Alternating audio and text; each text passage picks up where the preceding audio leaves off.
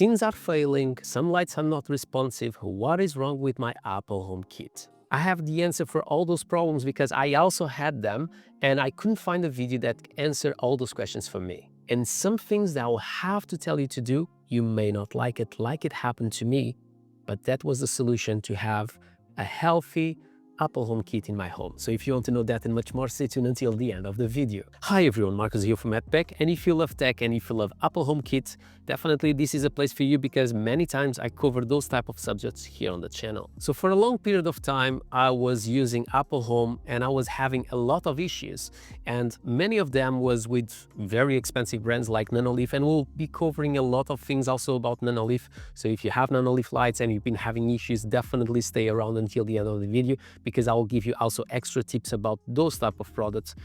But we need to start from scratches and to make you aware of things that you may have to purchase or you may have to consider to have a very healthy Apple HomeKit working in your home. So the first one that I definitely recommend you to do is to invest some money in a good Wi-Fi system, because you need to understand that a lot of your lights will be relying on a good Wi-Fi.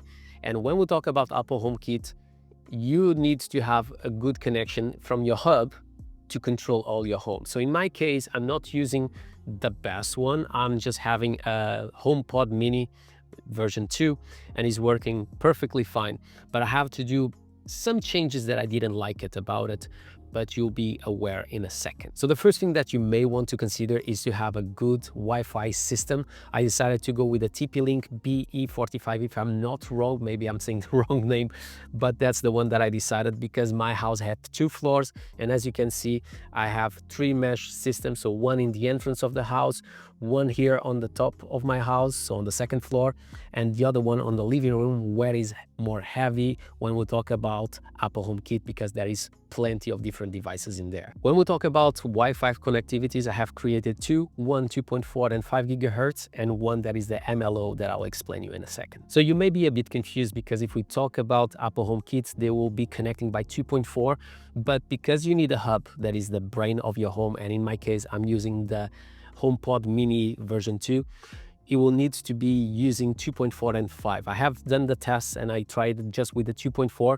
but it was constantly losing the connectivity. And when I basically opened to 5 gigahertz, I stopped having that issue. So because of your hub, you will need to have a 2.4 and a 5 gigahertz. And like I said, I have another connectivity that is the MLO. Basically there I have a 5 and 6 gigahertz. My phone, iPads, computers, they are connected in there because they have better speeds. MLO connectivity allows you constantly shift between the best connectivity available in that specific moment. So if we dive into the Wi-Fi settings of my home, the ones that are essentials for connecting all these devices, you'll be able to see that I have in WPA2 and WPA3 personal, because it's the one that you need to work properly with your devices. You can see that it doesn't matter if it's WPA3 for the 6 gigahertz, because in this case I have basically erased it from this type of connectivity because my home doesn't need it, and also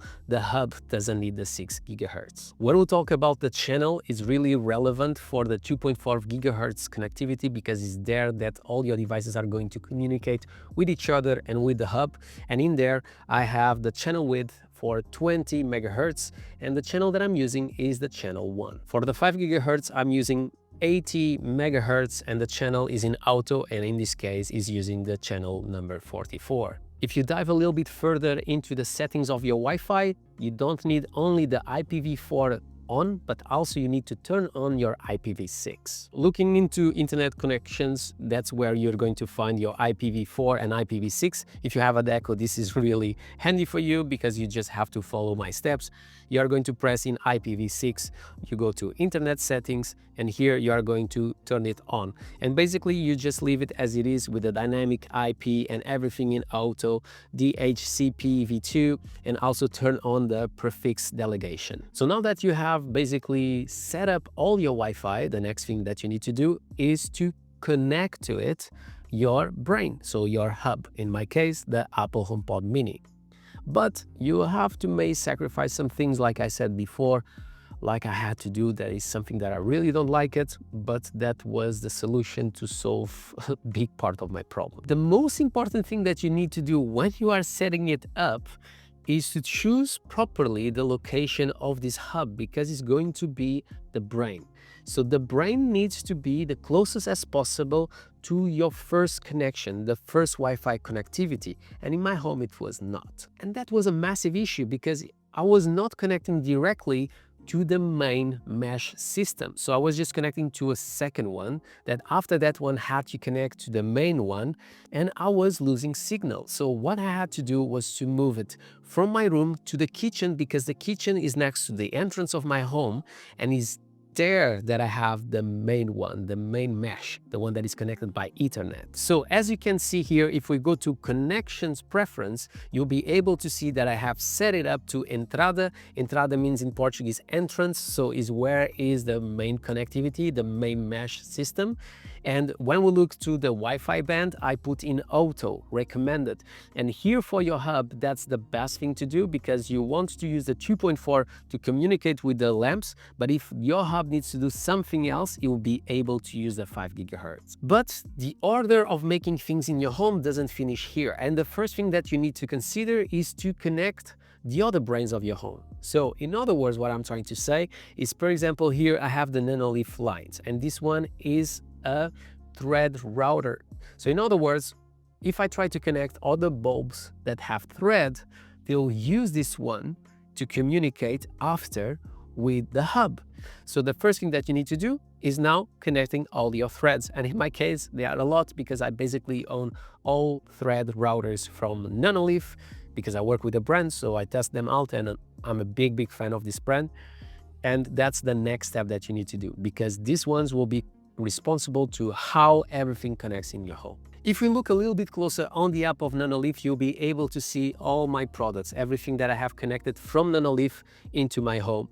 And everything needs to have a T or a Wi-Fi symbol. So if you have a T, it means that it's part of the thread. So in other words, they'll be connecting to the brains of your home or to the brains inside the ecosystem of Nanoleaf. And those ones are the ones that have the Wi-Fi system in black next to it, okay? And that's where you can find the lines, and you can see it have a black and not an orange one. Another thing that is important for you to do is when you add one of those brains, one of those Wi-Fi routers, you need to come also into the Wi-Fi system that you are using, because when you go to online clients, if you didn't set it up or if you didn't come here, they will all say IoT device. So if all of them, they are saying IoT device, is kind of hard for you to understand which one is which. And so if you have issues with your home, you'll not understand which one is basically affecting everything. But if you come and you change the name, like I've done it in here, okay, so you can change the name of the device that you have connected, you'll be able to set it up properly. So the next thing that you should do inside the Wi-Fi system when you connect those devices like the Nanoleaf lines is to come to the connectivity preference, because you want to help this one to connect in the way that you want, to avoid that you try to choose a road that is not the one for it, if it makes sense. In this case, I have decided to connect to the second floor, so segundo andar. That's basically my second floor of my home. So is the mesh that I have on the corridor. And by the way, I used to have the mesh here next to the computer, but I was having issues. And also another thing that you need to be aware is many times if you are using your mesh next to your television and so on, you may not have the best connectivity if you want, because you are too close to it. So normally if it's just slightly further away, the connectivity is better. So I have to move it to the entrance because I had a better connectivity connecting to the main one that is downstairs. And the next thing that you want to do is to select which band you are using. And in this case, because these lines, they will be connecting to the Apple Homekit through 2.4 gigahertz, I have changed it here for 2.4 gigahertz. So it doesn't have to think which one to use, because he knows that that is the route for it. So what you are trying to do is to avoid that if, for example, in that specific moment, the entrance of my home have a better signal, the lines will not try to connect there, but they will try to connect to the one that is on the second floor. Because if suddenly all your home try to go through the same door, it will get basically a massive buffer and it will not work properly. So you need to help your home to know where to go. And as I promised, we are going to dive a little bit more into the Nanoleaf app because it's a brand that is really good, but if you set it up wrong, it's a massive problem to your home. So it's important that you know all these in and outs that I couldn't find anywhere. But when you go, for example, through your thread network, you can see that in my case, I have created 2 homes. It doesn't make any difference. And to be honest with you, I don't know why I created 2 homes.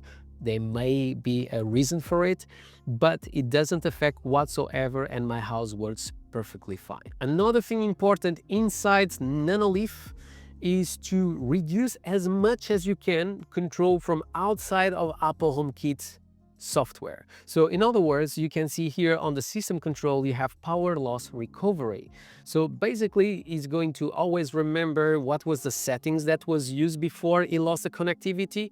But by doing that, you are giving an order that the Nanoleaf app will allow, if that power is lost, to try to reconnect to the way that it was. So it's going to confuse even more your Apple HomeKit. So in this case, I used to have this always on, and since I turned it off, it has solved majority of the issues that I was having. Another thing that is important to talk about Thread, when you have now connected your other bulbs and so on, that they are going to connect to the Thread routers like the Nanoleaf lines here, it's important to know that it will take some minutes to connect. And if you are having some issues, you can always try to turn off your Thread router and also your hub if something is not working properly. You don't need to disinstall and install once again. When you do that, they are going to basically try to create once again that root that for some reason something went wrong.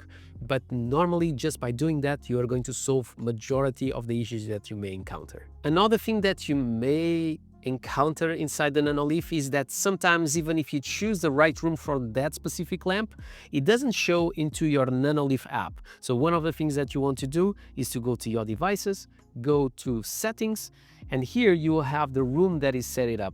And if it's the wrong one, you can just press and select the one that you want. But if for some reason it's not there, obviously you just go back to the beginning of your app and you'll just create a new room, and when you go there, that room will start to appear. Once again, one thing that is really important to understand about Apple HomeKit is that a device that is not connecting properly can completely mess with your home. So if you come here and you just scroll and you see one of them that is not connected with Thread or Wi-Fi, for example, here inside Nanoleaf, it can be from a different brand, but if it is with a symbol showing that is disconnected, you should basically remove it from your home, because that one is going to constantly try to connect with your home and basically mess up with all your house. Also, another thing that is really important when we talk about homes is that, for example, inside Nanoleaf, you don't have multiple homes in there. So if that home, you don't want it anymore, just erase it, because otherwise, sometimes there are some things of those lights or those controls that you have installed in there that you just delete.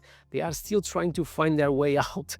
So just delete completely the homes that you created, because even if you delete inside Apple HomeKit, sometimes on the apps that you are using, will continue there. Another thing that is important to say about Nanoleaf, if you just have installed a light into Apple HomeKit, sometimes when you come back to the app, it's going to say that you need to set it up. So you just have to scan it again, the QR code, and basically what it's trying to do is going to connect that light into the Thread system that you have inside Nanoleaf. Another thing that you should check to be sure that all your home is working properly is to go back to your hub. So you have already installed everything seems to be working fine, but I'll always recommend you to check your hub. In my case, you can see that I have an update that it was not made, so I can also update. So it's something that you can do times to times. And if we just scroll down, you'll be able to see that here, where is Wi-Fi network, that is the name of my network, and it is the symbol of the Wi-Fi. So if you see a line on top of it,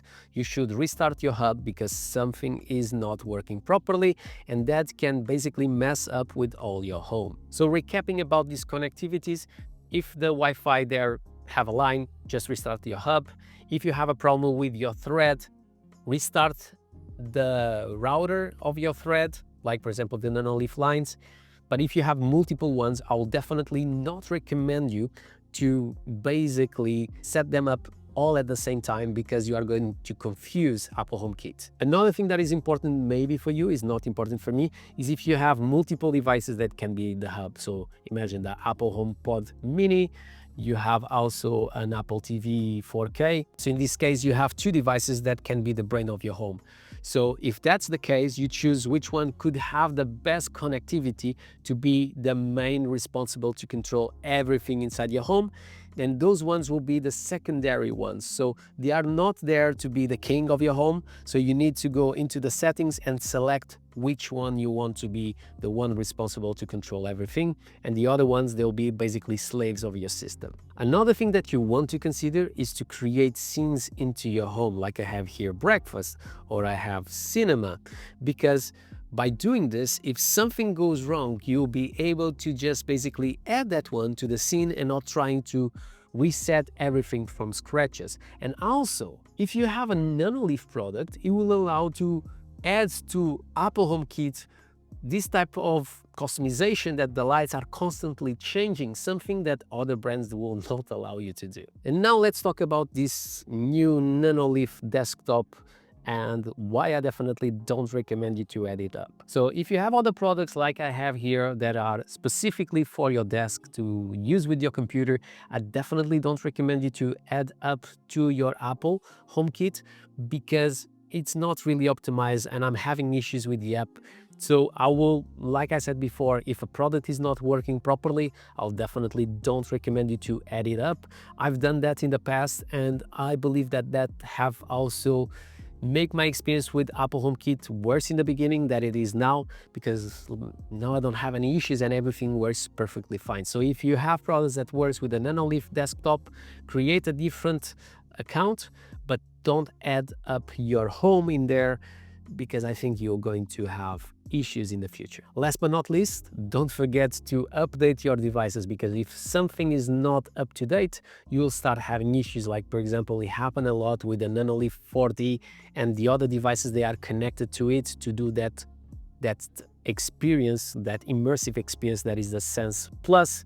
So it's something to have in consideration. If something is not up to date, it may not work properly. Another thing that I almost forgot to say that is super important that you also set it up in the beginning is your bridges. So you can see here, if we go to Home Hubs and Bridges, you'll be able to see that I have here the flick buttons on the bathroom. So definitely something that you want to set it up before you add up like normal bulbs and so on, that they are going to work with this one. And yeah, this is basically all the tips that I have for you. When I started with Apple HomeKit, I couldn't find a video like this, so I thought that this may help you. I hope that it was helpful. My name is Marco, this is Matt Peck. If you enjoyed this video, don't forget to subscribe to the channel, comment below, smash the thumbs up, do whatever you want, but always with a smile on your face, and I hope to see you in the next one.